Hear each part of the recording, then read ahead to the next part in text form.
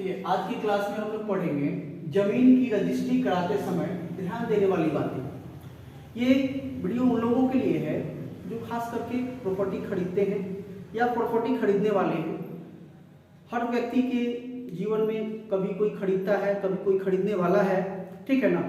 तो आप भी यदि प्रॉपर्टी खरीदते हैं, अचल संपत्ति खरीदते हैं, जमीन खरीदते हैं, तो उस समय उसकी रजिस्ट्री कराते समय कुछ ऐसे बातें होती हैं जिनको आपको ध्यान में रखना होता है। ये इसमें बहुत सारे लोग धोखाधड़ी का भी काम कर देते हैं और आप बीच में फंस जाते हैं, फिर आपका नुकसान होता है।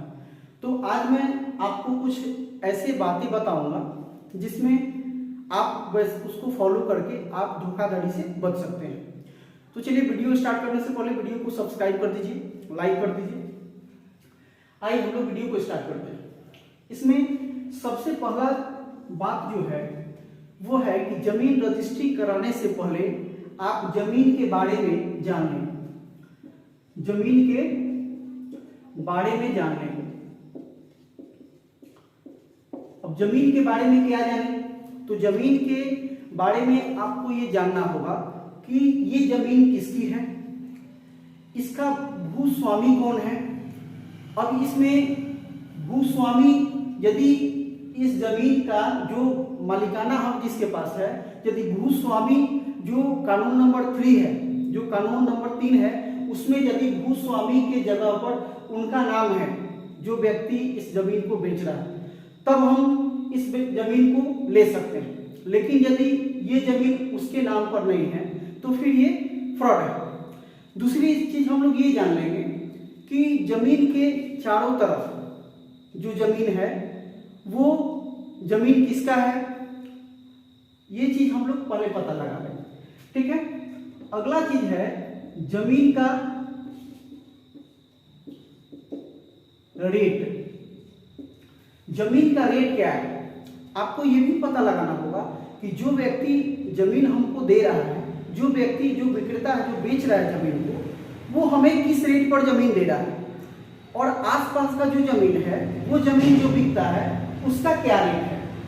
ये चीज को भी आप पता लगा लीजिए। यदि हो सकता है कि आपको वो जमीन कम में दे रहा हो और आसपास की जमीन का रेट ज्यादा हो, तो भी हो सकता है कि भाई आपको जमीन, तो ये भी धोखाधड़ी का एक कारण हो सकता है। ये चीज है कि आप जब भी जमीन रजिस्ट्री कराते हैं तो रजिस्ट्री कराते समय जब भी पैसा देते हैं तो पैसा जो है या तो कानूनन रूप से पैसा को दें, नजदीकी है या फिर ज्यादा लगाव है तो आप उनको पैसे दें, तो एक स्टाम्प पेपर वगैरह पर लिख लें या फिर एक नॉर्मल पर बना उस पर लिख के और उनका सिग्नेचर ले लें, साइन ले लें। इससे क्या होगा कि आप धोखाधड़ी से बचें। तो अगला जो है कि रजिस्ट्री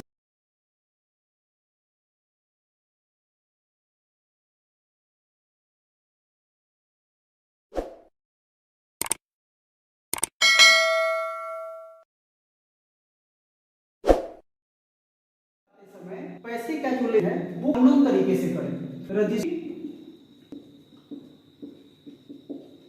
कराते समय पैसे का ले जो है वो कानूनन से करें। अगला जो है, ये आप कानूनन रूप से करते हैं तो हो सकता है कि अगला भी जो है पैसे नहीं, अगला जो है रजिस्ट्री कराते समय आपसे ले ले और बाद में वो कहे 20 दिन 22 दिन के बाद कहे कि पैसा हम देना है, तो इसमें क्या है कि जमीन रजिस्ट्री होते ही दाखिल खारिज नहीं होता। जमीन रजिस्ट्री होने के 35 दिन के बाद, लगभग 35 दिन के बाद उसका दाखिल होता है, और 35 दिन के यदि कोई व्यक्ति ऑब्जेक्शन करता है तो फिर जमीन वो नहीं होता है, नहीं होता है। हो सकता है कि वो पैसा ले और 20 दिन 22 दिन बाद वो ऑब्जेक्शन कर दे कि मिला है, तो फिर ये रजिस्ट्री आपका सही होगा, रजिस्ट्री नहीं होगा। तो ये होता है। अब जो है जमीन कैसे रजिस्ट्री कराएं। आप जमीन रजिस्ट्री कराते हैं तो कैसे रजिस्ट्री कराते हैं, तो जमीन की रजिस्ट्री कराते समय, जमीन की रजिस्ट्री कराते हैं, ये मैं सुझाव दूंगा आपको कि आप चुपचाप जमीन की रजिस्ट्री कराएं। रजिस्ट्री कराने के 35 दिन तक, 35 से 40 दिन तक आप किसी को नहीं बताएं। 40 दिन के बाद यदि आप किसी को बताते हैं, कोई ऑब्जेक्शन करता है तो कोर्ट मान्य नहीं, वहां रजिस्ट्री ऑफिस में इसकी कोई मान्यता नहीं होती। लेकिन 35 से 40 दिन के अंदर में यदि कोई व्यक्ति इस तरह का ऑब्जेक्शन करता है तो फिर आपका रजिस्ट्री फंस सकता है और आपसे बच सकते हैं। धन्यवाद।